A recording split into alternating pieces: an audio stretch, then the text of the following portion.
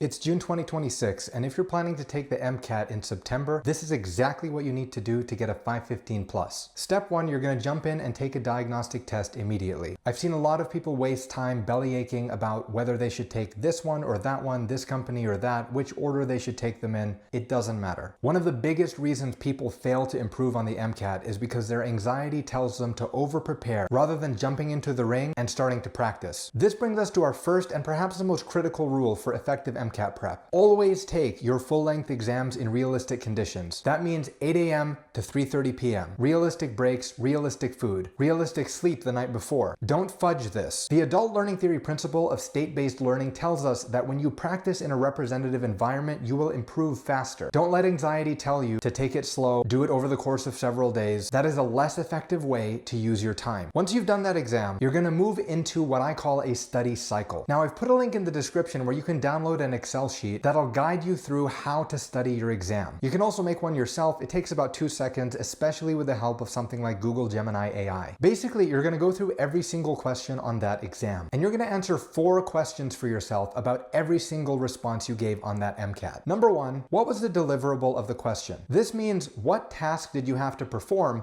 in order to answer the question correctly. This includes a brief 1-sentence synthesis of the content and the strategy you needed to implement to have gotten it right. If you did get it right, that's great. Summarize how you got it right anyway. That's the second thing that you're going to be capturing. So far you have the deliverable and why you got it right or why you got it wrong in very brief summary. Next, you're going to categorize it as a level 1, 2, or 3 mistake. I'll break down what that means in a second. The fourth thing is that you're going to summarize in one line a single key takeaway that you're learning about that question. This usually means metabolizing the wrong answer choice explanations and the right answer choice explanation and just learning one thing. You're treating this as a first pass, so you're getting something out of it, but you're going to get a lot more during the rest of the study cycle, which we're going to talk about. This is a good time to talk about level 1, 2, and 3 mistakes. In my over 10 years of helping people with the MCAT, I've seen time and time again that people waste a ton of time learning a bunch of details they really don't need. The level 1, 2, 3 system makes sure that you don't spend more time than is necessary to understand what you specifically need to know. Instead of relying on what other people tell you high yield is,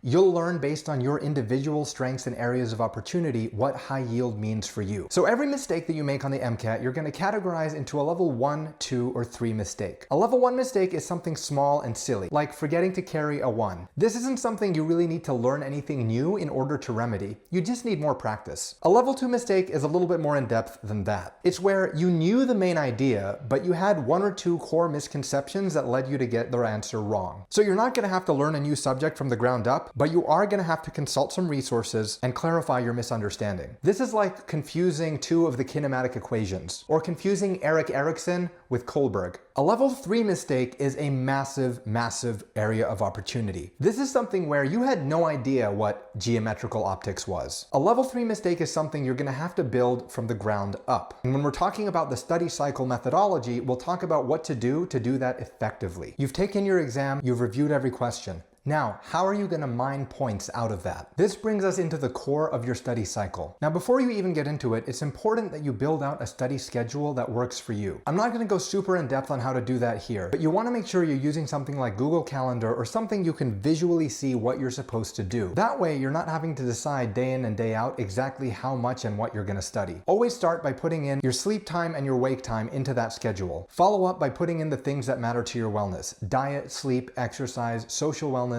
and mindfulness. Then put in your other professional or academic obligations. Finally, you can build in the MCAT study time. Now, you may have heard online that you need to do a certain number of questions per day or study for a certain number of weeks, and none of that is actually true. On average, people who score above a 515 will have studied for between 200 and 300 hours over the course of their studies. There are people that I've worked with who've done well studying for a month or 2 full time. I've seen other people, particularly professionals or parents who have other obligations to balance, who choose to study over a much longer period. I myself took about 6 months before I was ready to take the MCAT. It's just about what works well well for your lifestyle. When you have that schedule, now we can talk about how to structure your study blocks. For the sake of simplicity, I'm going to talk about someone who's studying for 3 hours in the morning and 3 hours in the afternoon. That division of roughly 6 hours a day of studying is what most of my full-time clients use to succeed. More than that, and there's a diminishing return, and you're more likely to be frustrated and burnt out. But again, if you're studying less than that over a longer period of time, that's okay. Now, the theory we're trying to implement here is making sure that you're using your high cognitive acuity study periods for doing and reviewing practice questions. Doing and reviewing practice questions is the single most effective way to improve your score. So that brings us to how to review level 1 and level 2 mistakes. Now that you have your Excel and you know where your level 1 and 2 mistakes are, anytime you start your study block, your first study block of the day, you're going to start with a mixed question bank of level 1 and level 2 mistake content. If you're using something like UWorld, this is a great time to break down their QBank generator by the sections wherein your level 1 and level 2 mistakes live. Where there are little things that you need to zoom in on and spend a bit more time focusing on content-wise, you're doing and reviewing additional practice questions will highlight exactly what you need to learn and how you need to learn it in context. So for that person who's studying a 3 and 3 in their 6-hour study day, they'll start off with some practice questions, they'll review those practice questions, and then if there's any content that those practice questions highlight that they need to touch up on, they'll do that at the end of their study block. The second half of their study day will be devoted to addressing those level 3 mistakes. Here, they'll go into something like Khan Academy and look at actual videos and do targeted practice to learn the basic concepts. Another great resource for this is your local library. Go pull out a college textbook on organic chemistry or general chemistry, go to the end of each chapter and do some targeted questions. Those questions will highlight where your areas of opportunity are. You'll be able to jump right in and learn in a specific targeted way the content that you need. Now, if that's a study day, we can zoom out to the week a little bit and make sure that you're canvassing different topics from different sections as highlighted on your Excel sheet. So on Monday, I might do Psych, Soc, and Chem Phys. On Tuesday, I might focus a bit more on cars and biochem. Mix it up so that you're interleaving these different concepts and maximizing your efficiency. Once you've gone through an entire study cycle, it's time to do another practice test in realistic conditions. Thus begins your second study cycle. Rinse and repeat until your score is up in the range where you want it to be, which for most people who are studying in an effective way will take between 200 and 300 total hours and between 5 and 7 full-length practice tests. Now, before we end this video, I wanted to touch on some of the common things people say when I give them this advice. First off, they say, where do I put in flashcards? My answer is you don't. Flashcards are a very passive way to learn, and while it works for many people, I have never recommended it to any of my clients in over a decade of doing this work. In my experience, the MCAT is a very anxiety-provoking stimulus, and when you're doing flashcards, you're convincing yourself that you're making forward motion, but it's the equivalent of reading a textbook of boxing techniques instead of practicing boxing if you're preparing for a match. The MCAT isn't all about content. In fact, the majority of the points you're going to get are going to come from the process. How do you efficiently and effectively answer practice questions? The only way to learn that is by doing and reviewing actual questions. The more you do and review questions, the more you get wrong,